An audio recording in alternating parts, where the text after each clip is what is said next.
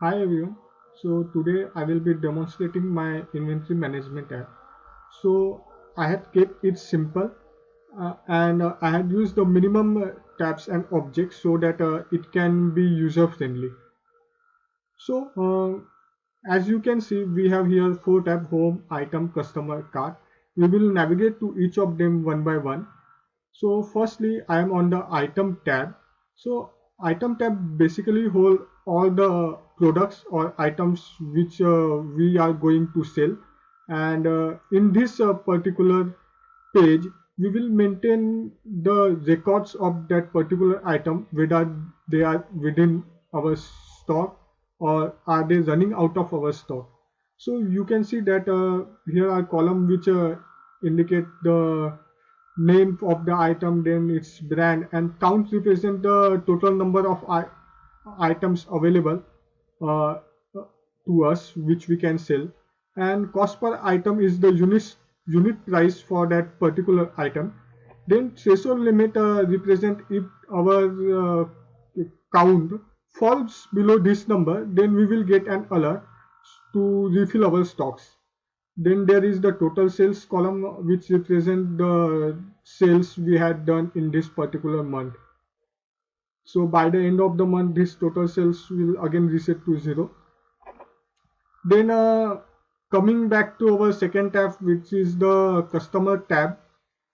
So in this tab, what happens is we keep detailed information of about our customers.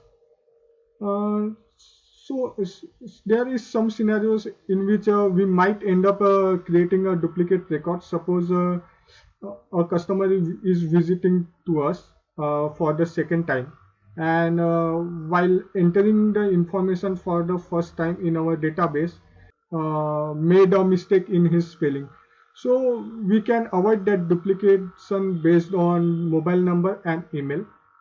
I will create a new customer, which is Priyank. Okay, and I will put here his mobile number, and I will try to save this. So I can see that I am getting an error. It is showing me this mobile number already exists and existing customer name is Priyanka. So what happened is earlier while saving the record, maybe I have done some spelling mistake. So it helped me to avoid that duplicate customer on the basis of his mobile number. Same functionality is available for email as well. And again, if I click on the customer, I can see in his cart the in related list or whatever or whenever he has done shopping with us. So it gives us information about the day when he had done his last purchase and for how much rupees he has done his last purchase. So his last purchase was on 2nd of Jan and it was for 300 rupees. And earlier he has again purchased us on November 14 for the and he had made total purchase from us of around 3000 rupees. So this was our customer tab.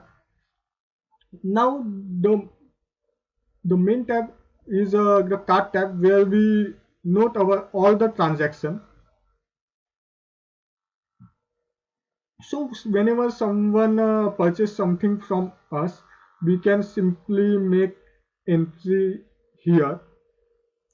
We can either select from this or simply search their name.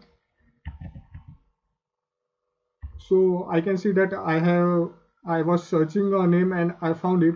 If I am not able to find it, I can also create a new customer from here. So right now I found it, so I will click on this one and I will quickly select an item. Suppose she is buying one kurta and again a jacket.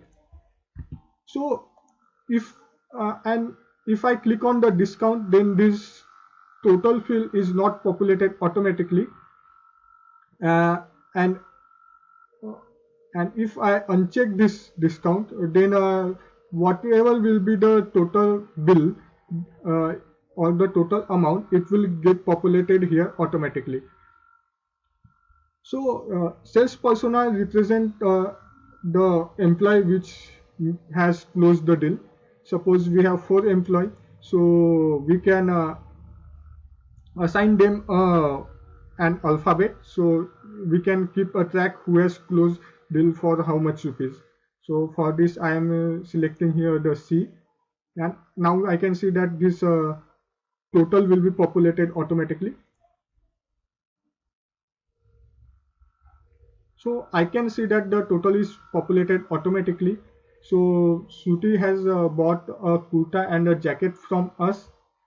So I will quickly navigate to item and see the price for kurta was 500 and the price for jacket was 1800, and we can see that it is giving us the correct total. Another thing is as said earlier, here is the notification that you are running out of stock for kurta. Please take a look and update the inventory. So we can see here we are getting an inventory alert, and it is alerting us that we are running out of particular stock. So it is also mentioning the name of that particular item for which we are running out. We can simply click on this notification and it will navigate us to the item.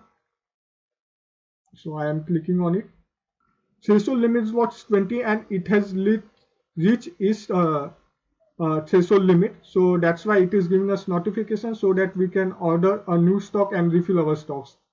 Again we will move to the cart tab, and suppose I want to create a bill for this particular customer. What I can do is I will simply navigate to this quick action and click on this invoice PDF. So now we can see that we are getting a bill for the transaction or for the purchase Shruti has made. So we have invoice number, we have date of today's, and the bill details. Since mobile number and email number was not filled, it is not populated, and the product which she has purchased, quantity, its price, total price, and total. We can make a download for this one or directly print it from here. So the last tab is our home tab.